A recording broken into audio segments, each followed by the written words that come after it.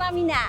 Hari ini saya akan berkunjung ke Dusun Cindako, Kecamatan Tompo Bulu, Kabupaten Maros dalam rangka CSR PT Pertamina Regional Sulawesi dalam rangka Cindako Menyala. Dan di sana akan banyak sekali aktivitas tentunya bersama dengan warga di Dusun Cindako, Kecamatan Tompo Bulu, Kabupaten Maros.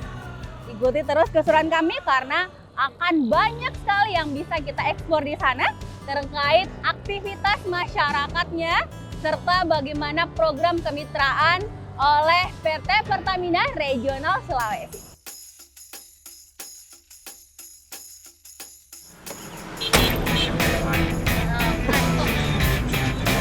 Cindako adalah sebuah dusun di Desa Bontosomba, Kecamatan Tompo Bulu, Kabupaten Maros, Sulawesi Selatan. Jaraknya sekiranya 55 km dari kota Makassar atau 40 km dari kota Maros.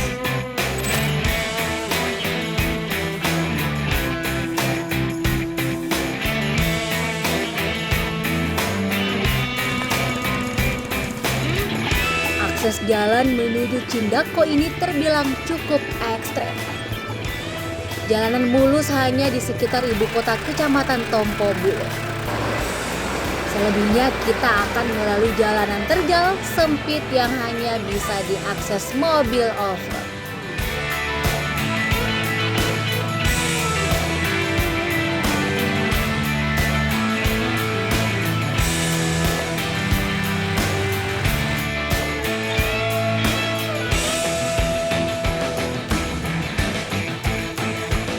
Bahkan, beberapa kali kita harus melalui sungai kecil.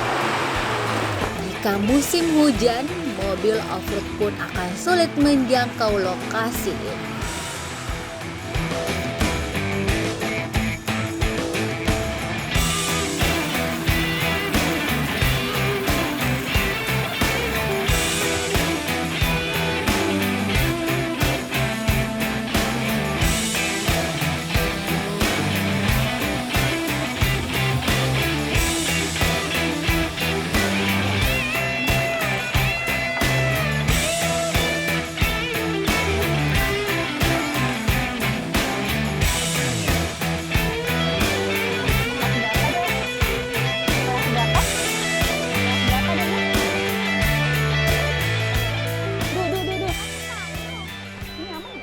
Duh.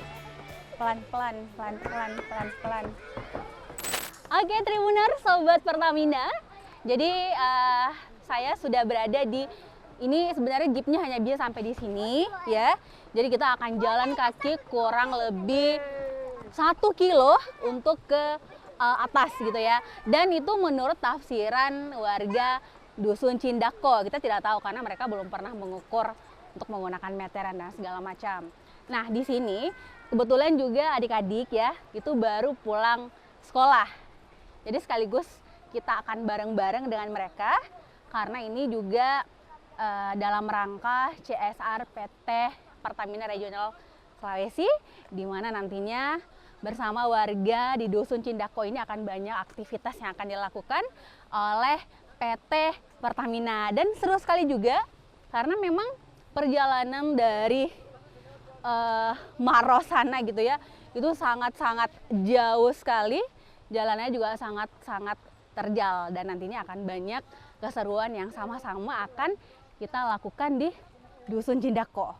Nah, jadi Tribuners, Sobat Pertamina, mulai dari sini saya akan jalan kaki kurang lebih 1 kilo gitu ya. Dan kalau kita lihat akses jalannya seperti ini, semoga kuat ya Tribuners ya, ikutin terus.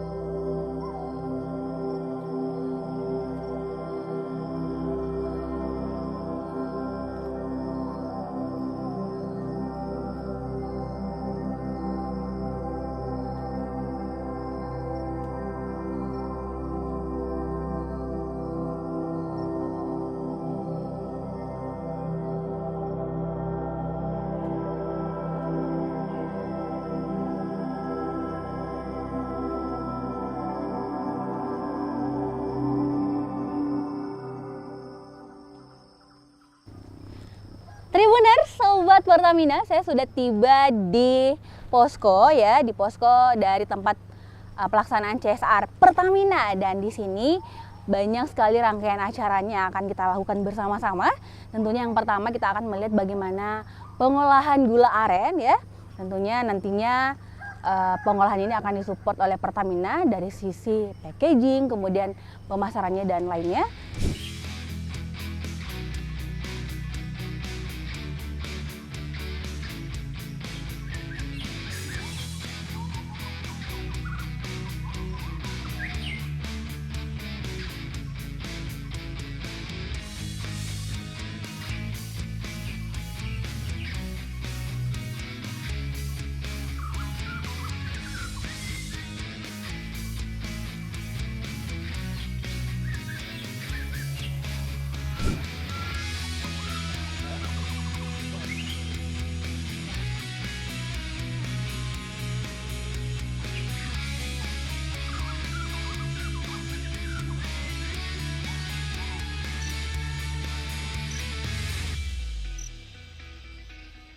Oke Tribuners, Sobat Pertamina, jadi ini adalah salah satu dari program pemberdayaan ya, program dari CSR PT Pertamina, dan ini dalam membantu masyarakat di Dusun Cindako ini dalam pengelolaan gula aren ya Pak ya. Iya. Pak, ini berapa lama Pak biasanya? Tidak tergantung dari banyak, kalau sedikit sebentar saja, kalau banyak lama. Kalau sedikit sedikit yang dikasih masuk juga. Jadi nantinya Tribuners, gula aren ini kan dulunya memang Bapak ini sudah berapa lama Pak membuat gula aren? Sudah jadi, memang dari setiap hari ya aktivitasnya Bapak seperti itu memang sudah ada sebelumnya. Tetapi dengan program CSR Pertamina ini mereka dibantu untuk menghasilkan produk yang lebih berkualitas, tentunya dengan nilai jual yang juga lebih tinggi lagi seperti itu. Dan ini sudah siap sepertinya Pak ya untuk di apa sih Pak istilahnya yang dimasukkan dalam dicetak gitu ya, yang nantinya bisa dijual Tribun. Kalau yang asli dibakar menyala.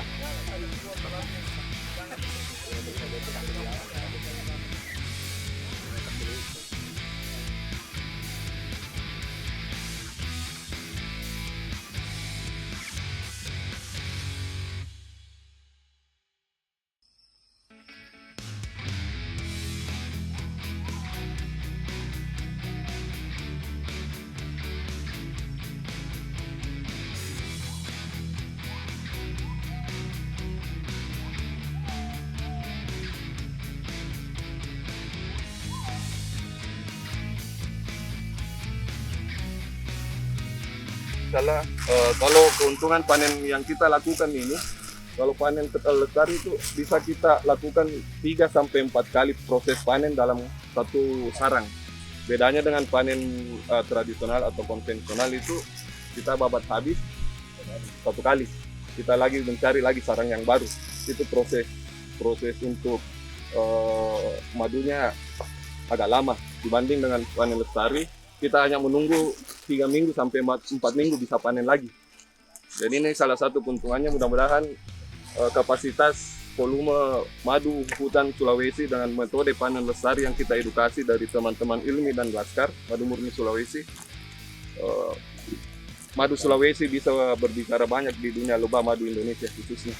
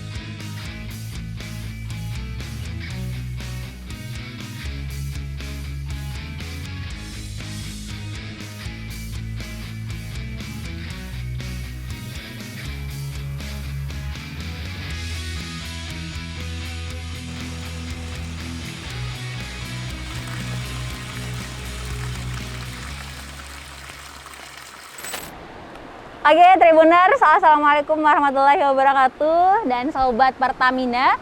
Jadi saat ini saya bersama Mas Taufik sedang berada di Sungai Muntea, salah satu sungai yang ada di Dusun Cindako ini. Dan kalau kita lihat suasananya asik sekali ya Mas Taufik ya. Senang, seger, alami, berasa back to nature ya. Relax ya, betul. Relax, santai. Oke, Tribuners. Jadi mungkin Tribuners sudah mengikuti semua kegiatan kita selama 2 hari di Dusun Cindako ini.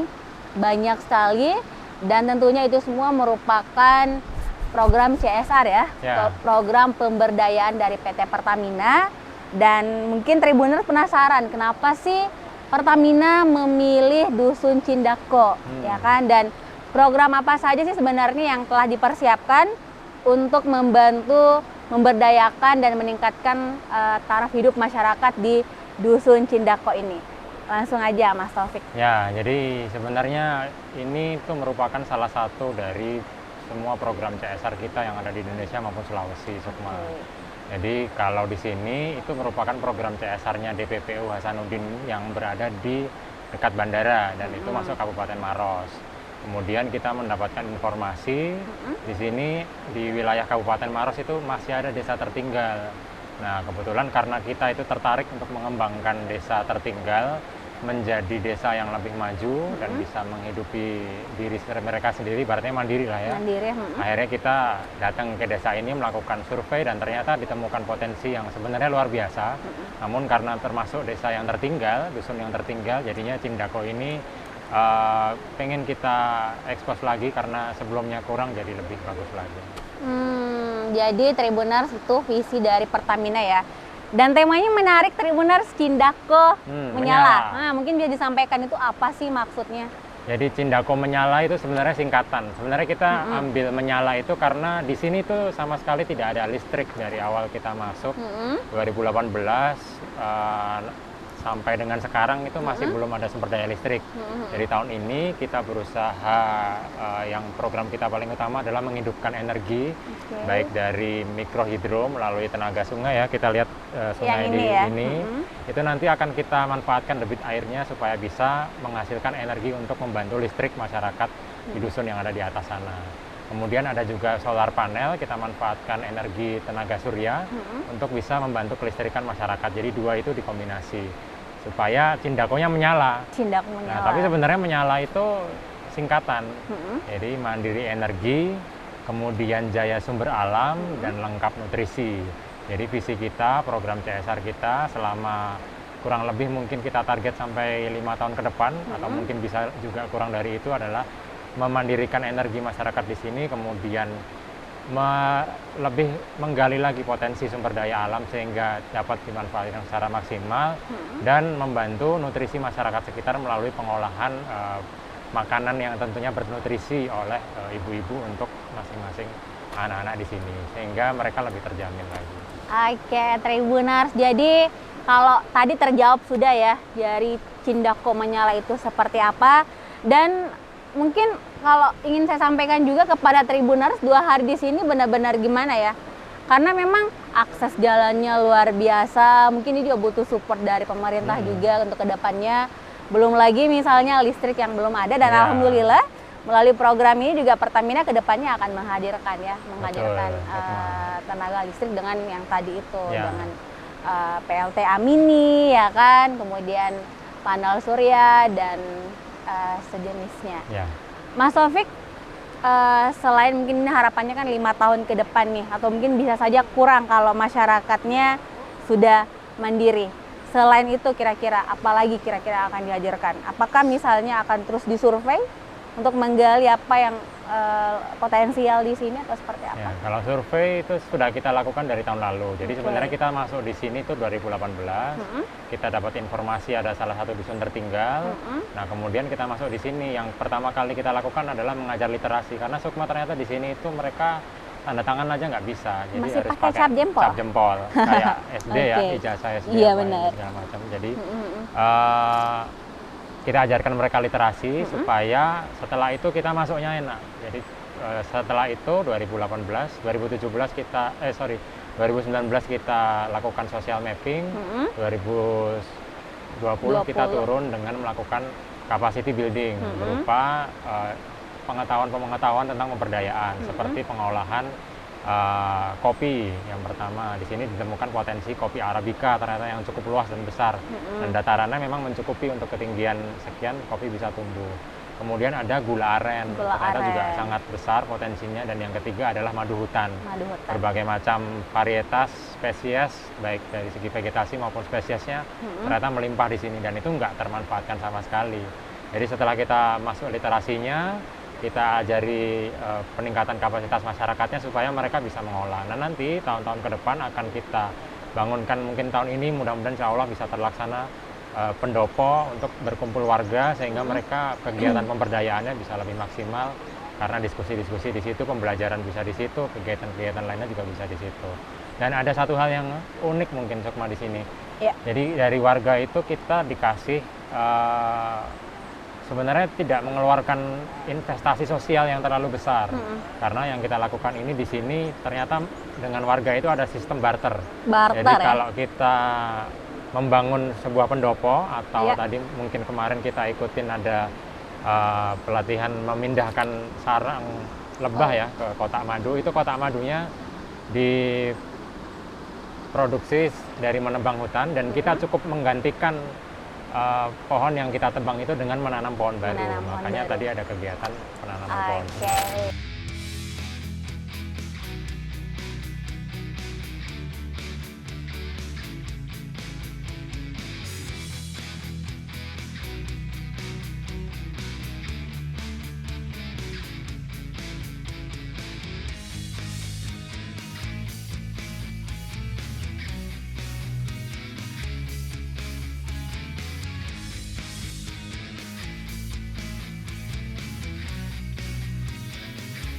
Oke, Tribuners dan Sobat Pertamina. Jadi sekarang saya bersama dengan Kepala Dusun Cindako, Bapak Sulaiman. Ya, betul. Apa kabar, Pak? Alhamdulillah baik-baik. Nggak apa-apa dibuka maskernya.